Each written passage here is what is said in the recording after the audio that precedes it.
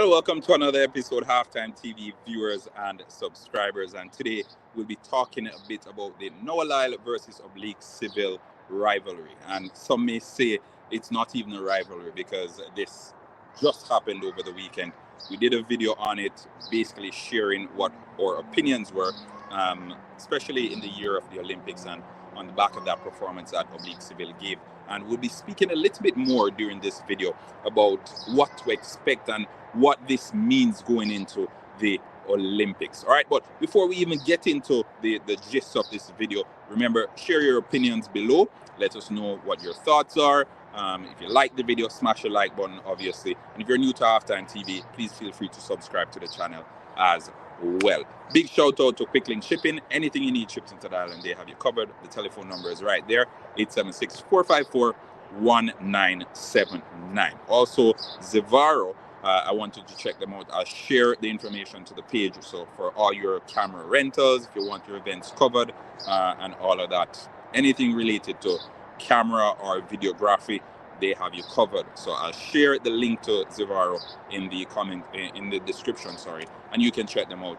I think their packages are very reasonable. So if you have your wedding coming up, if it's I know it's the time of the year, that graduation and all of that. So if you need your pictures taken, you can check out Zivaro. They have the best deals. All right. So back to the meat of the matter. Noah Lyles, following the race, he posted on his Twitter saying he'll basically remember this, and Halftime TV shared it on the community page. So for those who haven't seen the tweet, you can go over to the community page right now and check it out.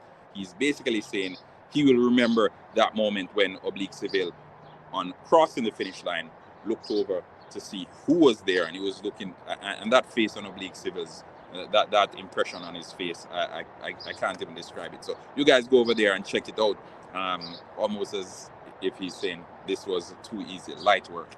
But going into the Olympics, and to provide a bit of a background, over the years, we've always had competitive male sprinters going into the Olympics, right? And it just happens, and I'll say it just happens because coincidentally, it's always been a case where there's been a Jamaican sprinter at the top of his game against a US sprinter at the top of his game as well. We've had Usain Bolt, Asafa Powell, we've had Johan Blake as Jamaica's top sprinters, and on the US side, we've had Justin Gatlin and Tyson Gay basically doing the most of the work over the last decade or so. So it's always been going into either the World Championship or the Olympics.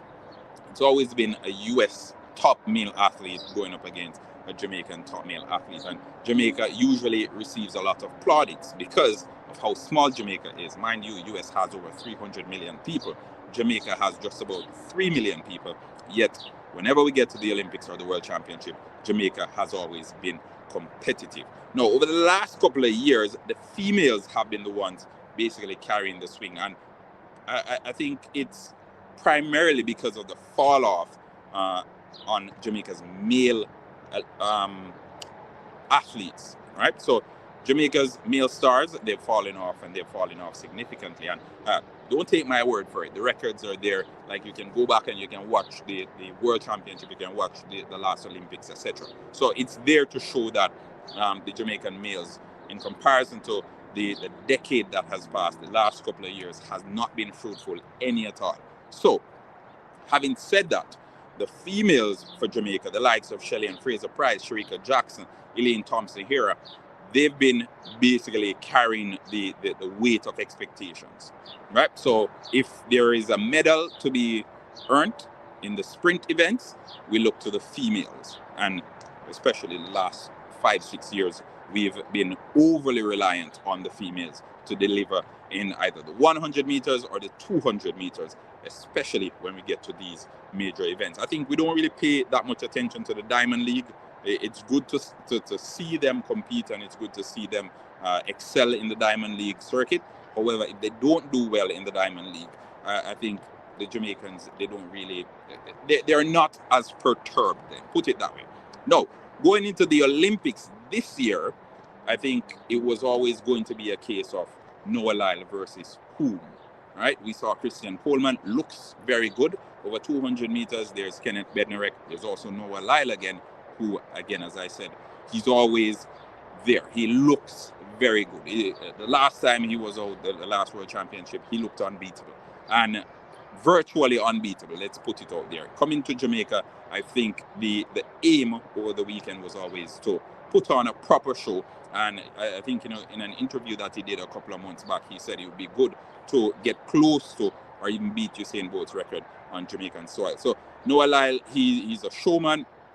He's a superstar. There's no arguing there, no argument to be made. He is a superstar, and he always delivers on the big stage. We've seen what he's done in the World Championship, and I think going into the Olympics this year, being beaten by Seville, which, and I've said this before, and I'll keep on saying it, we probably won't see Seville again until the national championship, which is the end of the month, right? We won't see him again, and then after the national championship, we'll see him at the Olympics. He doesn't really participate in that much meet throughout the year. He shows up when it matters most, and that's usually the Olympics. And whenever he shows up at the Olympics or the World Championship, people are turning heads and wondering, who is this kid? Is he a new kid on the block?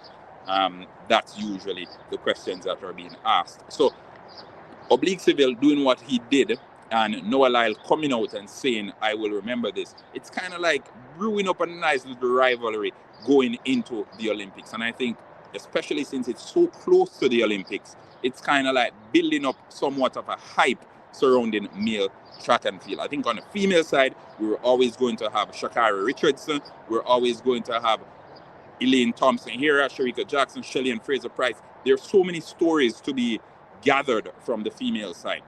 Shelly-Ann Fraser-Pryce, will she be bowing out in style in Paris? Because we know this is her last Olympics. She'll be hanging up her spikes after this one, and there are a lot of expectations that Shelly-Ann Fraser-Pryce will be ending on a high. For me, Shelly-Ann Fraser-Pryce, just being at Paris is her ending on a high. So if she gets on the podium, that's a plus, right? We never know what to expect with the Mummy Rocket. We cannot write her off. Shelly-Ann Fraser-Pryce, mid-30s, and we still can't write her off. Incredible, isn't it? Right? Elaine Thompson-Herah, we saw her a couple of weeks ago going up against Sha'Carri Richardson. Sha'Carri Richardson basically left her in her dust. Elaine struggling for last place. And we did a video about it. We spoke about it. But then, in hindsight, I'm looking back and I'm thinking, could this be a case of possum? Elaine Thompson-Herah basically playing wait and see. And we the fans, we the viewers, we're going to have to wait and see, because I personally know that wasn't the best of Elaine Thompson-Herah. Some even went as far as saying Elaine needs to go back to the previous coach, but I won't go as far as they did, because it's still early days. It was her first race of the season, still a lot of time before the Olympics, still a couple of weeks before the national championship, and I think come the national championships, we'll see the real Elaine. Shericka Jackson, the same thing. I think 11:03, I think she ran as her season opener. She struggled over 200 meters as well. I think she was beaten on one occasion, and people are wondering, what's happening with Shericka? So many questions, and there are so many stories to be made. Elaine Thompson-Herah, she could be winning her third gold medal over 100 meters, and she maybe triple-double. That's what she's going for. So maybe gold in 100 and 200 meters for the third time at the Olympics. Historic feat. Shelly-Ann Fraser-Pryce, as I said, hanging up those spikes in style. Shericka Jackson, what she's been doing over the last couple of years and coming into the Olympics, it would be remarkable if she were to put on such big performances at the Olympics as well. So on the female side, so many big stories. On the male side, it's always been Noah Lyles versus whom? Versus Bednarek, versus Christian Coleman. Which of those athletes can actually beat Noah Lyles? And even if they beat Noah Lyles, I don't think it will be that much of a story, right? Going up against Noah Lyles, his countrymen in Christian Coleman and in Kenneth Bednarek, it doesn't make that much of a story. It doesn't bring those fireworks as if it were a Usain Bolt versus Justin Gatlin, or a Safa Poud versus Justin Gatlin, or Usain Bolt versus Tyson Gay. You don't get that same feel. So the question that I'm asking now, could Seville versus Noah Lyles get to that status where it's fireworks when they get to the track? Could that rivalry, and I think Nike and I think Nike sponsors Noah Lyles, or is it Adidas? I think Adidas. Not sure. I think it's Adidas though. Sponsors Noah Lyles, but I think if they play their cards right, they could make a spectacle out of it. I think Oblique Seville beating Noah Lyles now has basically raised the expectations going into the Olympics, because now everyone wants to see what Noah Lyles' response will be at the Olympics. And I think if both of them get to the finals in the Olympics and Noah Lyles beats Oblique Seville, it will be revenge. You will see the headline revenge all over the tabloids. And if Oblique Seville beats Noah Lyles, it will be third time the charm. So we'll see. We'll see how this one plays out. Remember, Oblique Seville yet to get on the podium at the major championships. So this, and he's still 23 years of age. He just turned 23 in March. Noah Lyles is approaching, 27? I think he turns 27 in July. So by the time the Olympic gets here, Noah Lyles will be 27. And it still makes you wonder, Oblique Seville, with all those years ahead of him, what can he deliver? What will he be, or what will he become in the next couple of years if Coach Glenn Mills continues to play his cards right? I know this is track and field. We can't really plan it out. We can't really say this is what's going to happen in 2 years or 3 years, because that thing called injuries, it's a showstopper, and we've seen it with the likes of Johan Blake et al. All right, so I'm going to throw the question over to you, the viewers and subscribers, because I'm curious to hear what your thoughts are. And Noah Lyles, again, he came out and he said he will remember this. So that's basically a promise to say, I will avenge this disrespect that you caused me at the National Stadium in front of your fans. And I think him going to the Olympics, Oblique Seville being at the Olympics, which I expect him to be there. I think what better stage to avenge that disrespect than on the biggest track and field stage there is. All right, so let's hear what your thoughts are, viewers and subscribers. Oblique Seville versus Noah Lyles. Could this be a rivalry that's worth fireworks and popcorn? Could this be the new Safa Powell versus Justin Gatlin, or Usain Bolt versus Tyson Gay? Let us know. Let us know what your thoughts are. And remember, like, share, subscribe. Tell a friend to tell a friend. Halftime TV here saying, look out for our next video, which will be the preview for the Reggae Boys game against Dominican Republic, which is scheduled to happen on Thursday of this week. So if you haven't bought your tickets as yet, go out and get your ticket right now. Support the Reggae Boys in the National Stadium as they begin their World Cup 2026 quest. We expect them to put on a big performance.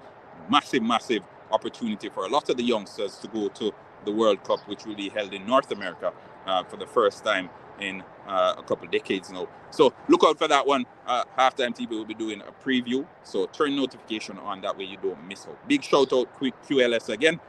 Big shout out Zivaro, as I said, for all your videography, your camera needs, check out Zivaro. And for all your shipping needs, check out Picklin Shipping.